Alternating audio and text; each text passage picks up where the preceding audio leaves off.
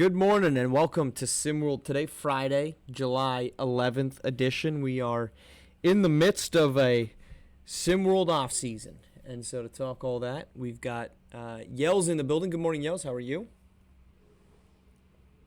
Morning, man. Happy Friday. Happy Friday, happy Friday. It's been an active SimWorld last couple days. We had the Trey J SummerSlam. We had the Mount Rushmore Rumble. And so I think that this is unappreciated part of your game, Yells. There's a lot of people that admit that they or claim that they watch a lot of film.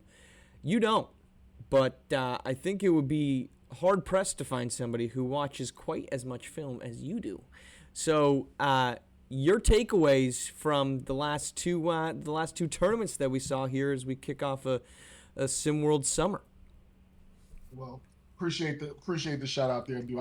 I do watch tons of film. Hey, can't win if you don't study. So I am very studious, and what I've seen, I've been impressed with. And I know that sounds cliche, but I've been very impressed. What I'm seeing is the kids putting in the work during the off summer, off the off season, through the summer. They're active, they're engaged, they're working hard in these tournaments, and they're not just out there just going through AAU ball motion. Like they're actually competing and not only showing that they've gotten a little bigger, faster, and stronger, but they've worked on particular skills. Um, and we'll start right out the gate. Um, there's a few people I'll name. Okay. Corey Yams, I'll start with him.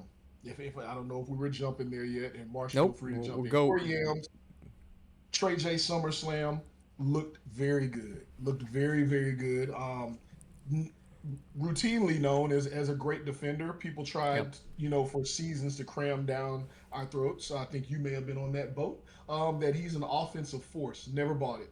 He is an excellent defender, a high IQ player, a great passer out of the post. But his post game has looked a little bit more refined. So I was excited to see that. He's going in his second year in SimWorld U.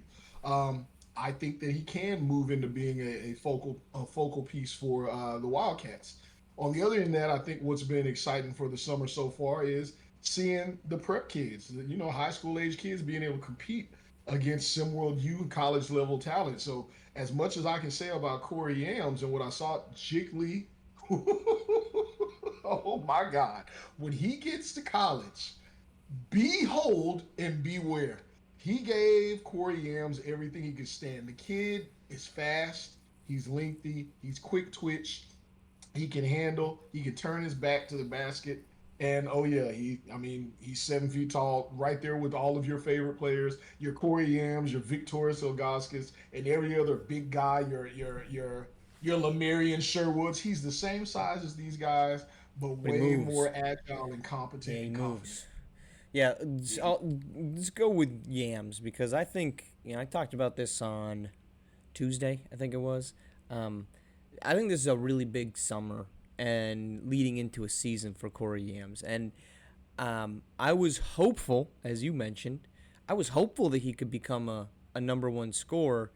Um, and that pathway wasn't really there last season for him in Arizona with Juan Valentine in the building and just a group that just had a lot of pieces. I think this is a huge season for him, and for there's people that say he's got a jump shot. He doesn't really have a jump shot, but he does have the athleticism to get inside. If he could tighten up his game as a creator with the basketball in his hands, I think he's got. I don't. His game, his portfolio, his profile gives Giannis shades. That type of explosive athlete, big, but he needs to figure out how to handle it. And if he's not going to have a jump shot, he needs to have some other way that he can create for himself with the basketball that is not in the post. Jick Lee showcased that when he backward slams on Corey Yams. So that's where it's almost this duality of the position, right? If Yams can get the type of dribble that Jick Lee has, I think there's a very high ceiling for him. Yeah, you say all of that, and then we're saying that he needs to step up to the level that Jick Lee's already at. And you made a comparison that I'm going to say that's spot on for Jick Lee. Jick Lee Yeah, yeah, is Giannis that's to me. My God, Corey Yams is. And again, I don't, this is not just the Corey Yams talk, but he's a really good player. Just because you say another player is better doesn't mean someone else is trash, right? This kid has a bright future. Number one, because he plays hard. Number two, because he plays great defense. Number three, because he has great IQ. There's a place for him always on the NBA roster. Does that mean he's the focal point or SWBA roster? Does that mean he's a focal point and that the ball needs to run through him? Does it mean he's a star of the team? Does it even mean he's a starter? I don't know. Zaza Pachulia played lots of seasons in the SWBA. I'm not calling him as Zaza Pachulia, but who knows? The game has evolved. But big fan of what I saw from him. Jake Lee. I'll throw out a couple other names: Drew Hanna, Sunshine Kicklighter, Javarion. Hopefully, I'm saying that right. Javarion Hillington. If what we JV. saw, yeah, if what we saw during the Trey J SummerSlam is any indication what he actually does in organized ball, I think we'll hear a lot from him coming out of SimWorld Prep. But Mount Rushmore too. We got a chance to watch that last night, and Mont Pika. Look, there's just a lot of kids. Seems like Here's you what I don't like love, and I'll anybody. hand it back to you. I'm sorry. I said, it seems like you didn't not like anybody. You're just naming every guy Well, that was active. when you say active, because you know what I always love to talk about. I'm gonna bring it right back to the thing people say, "Oh, you're an old head." They're defending. These guys are getting after it defensively. I love what I saw in the SWBA finals. I didn't know that the young guys were gonna get out like that. OKC, Indiana in moments like, and now we're seeing that trickle down to prep ball and summer league tournaments. Marsh, they're defending. Yeah, I love it. I would I hope so. love I it. mean, we need to reintroduce defense to the game. I shouldn't say that. Defense never disappeared. We need to reintroduce a love of defense from the viewer, right? I mean, look, I'm scrolling through Discord. What am I seeing? I'm seeing dunks. I'm seeing dunks, and I'm seeing dunks. Give me a stop. Give me a okay. I'm locking this guy up. I'm 3 blocks on a possession. I'm icing up at top, and I'm shutting off a drive of a notable name. Like, don't shut off the guy that is headed to McNeese State and is going to be, the backup guard for a team trying to win the Southern Conference. Like, I don't want to see that. But if you're going to go in there and you're going to shut somebody down, I want to see it. Can I say one name that you didn't mention that I was impressed with? Ronnie I think you. Shanahan.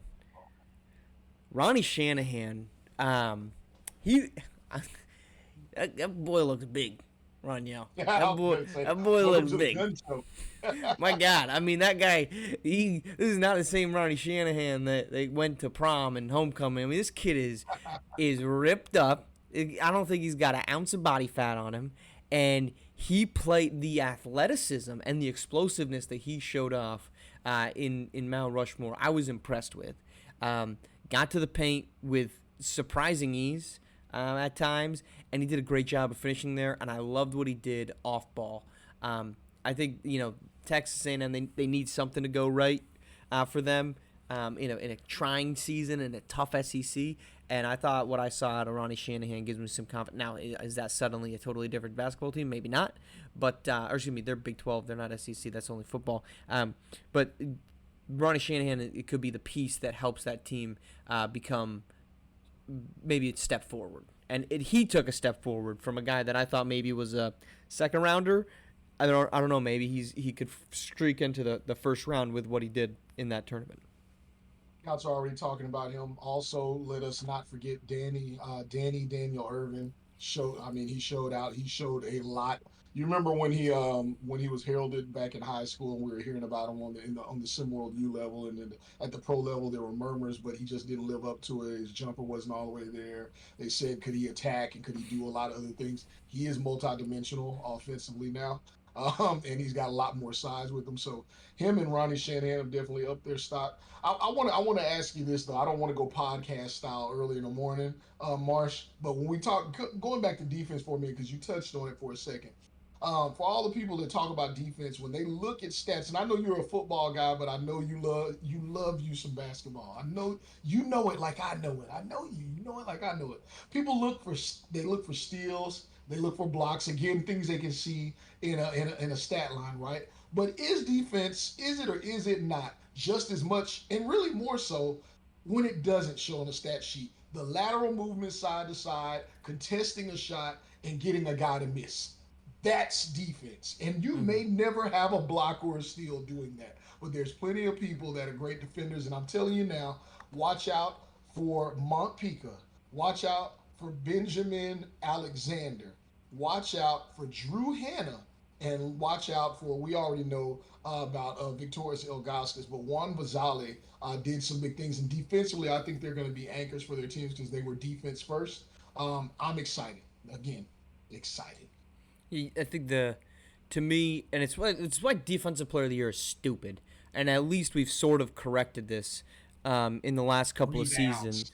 Rebounds, It's rebounds and blocks. I can't boards take. and blocks, and Ugh. that's it. And it's like, man, if you're 7 foot, and look, I'm not here to start a Rudy Gobert debate, but if you're 7'2" and stand in the paint, you should turn the shot away. I mean, I'm sorry, but isn't that kind of the point of being that big? But to me, the stat that says everything is OFG, opponent field goal percentage. And that's not a perfect one because there's plenty of times you get switched onto a guy, but if you're a wing, what's the opponent field goal percentage of the guy that's shooting in the mid range, the guy that's shooting within 6 feet, right?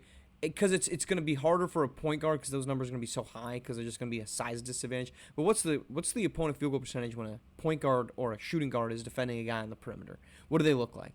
That is the shot, and it's also like Jaren Jackson Jr., great defender, right?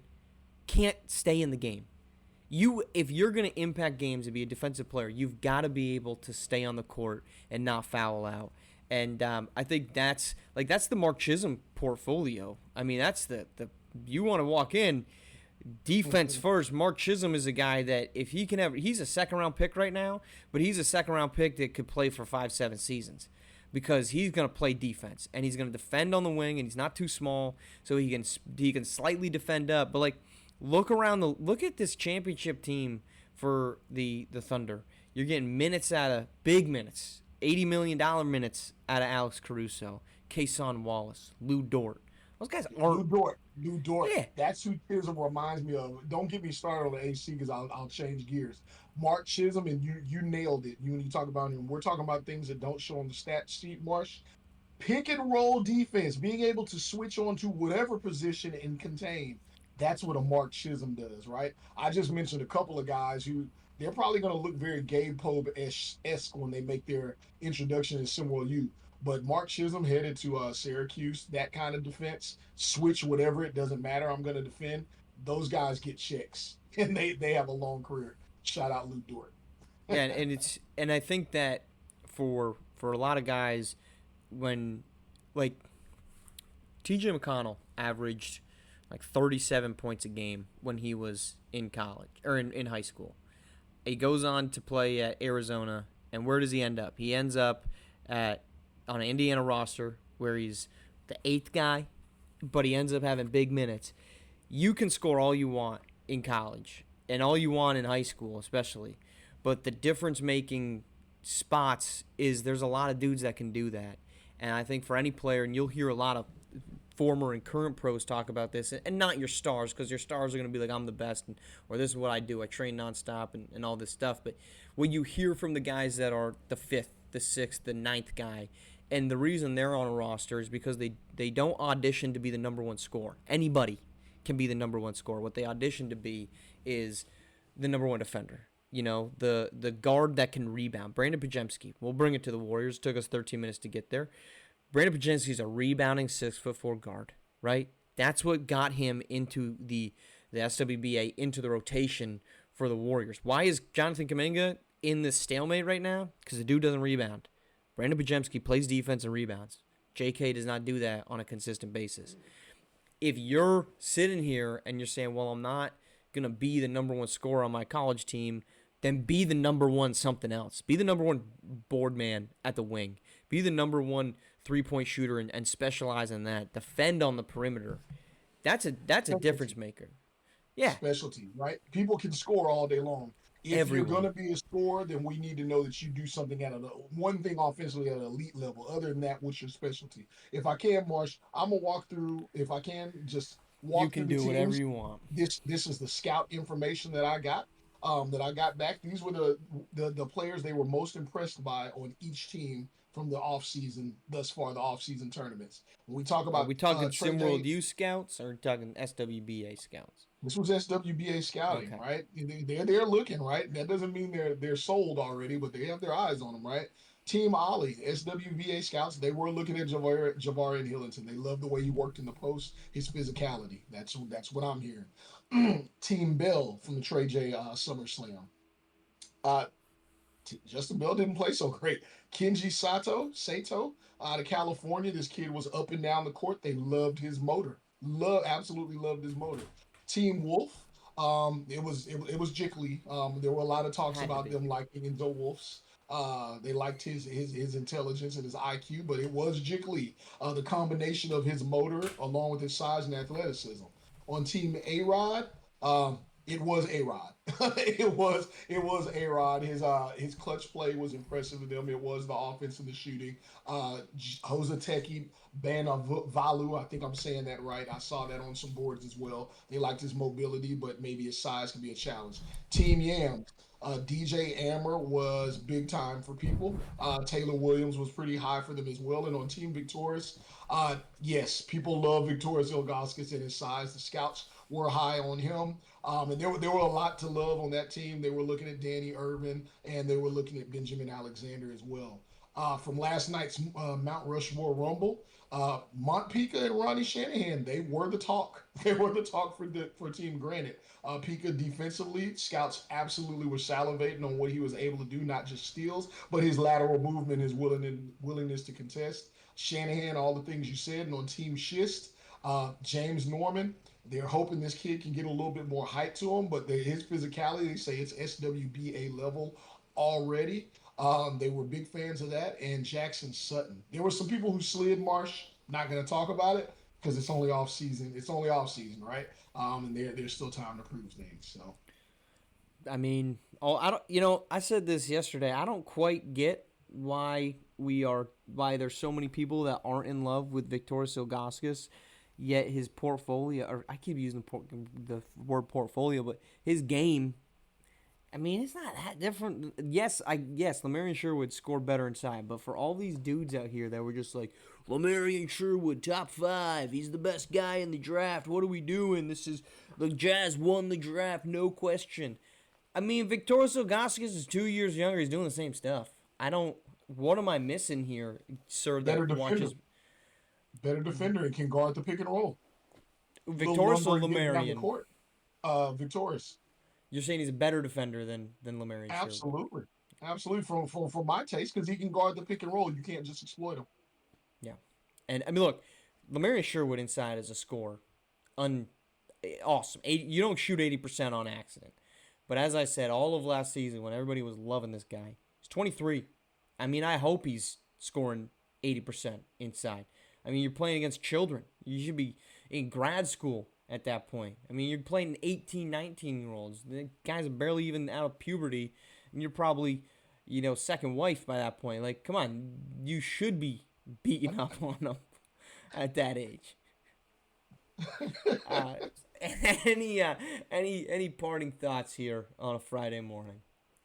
Looking forward to basketball without borders tomorrow. That's always super fun to me. The international game gets more of more of a spotlight put on it with no stateside kids involved in that at all. So really excited for those kids. Looking forward to Doc Sanderson showcase another big new off season tournament, kind of put together by SimWorld Prep and SimWorld U Collaborative.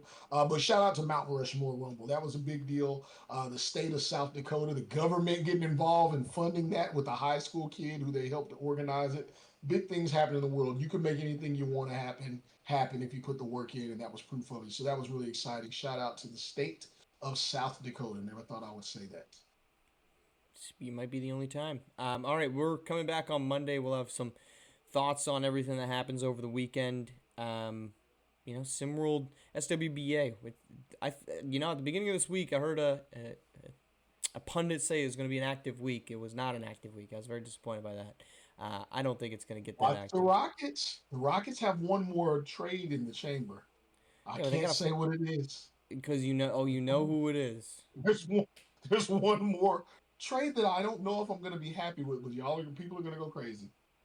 All right, well, Roniel keeping things under wraps, refuses to leak his sources. Well, we'll be back on Monday, maybe talking what Roniel thinks he knows about with Siege. Appreciate y'all tuning in here on SimWorld TV. Only place you can see the game, be the game.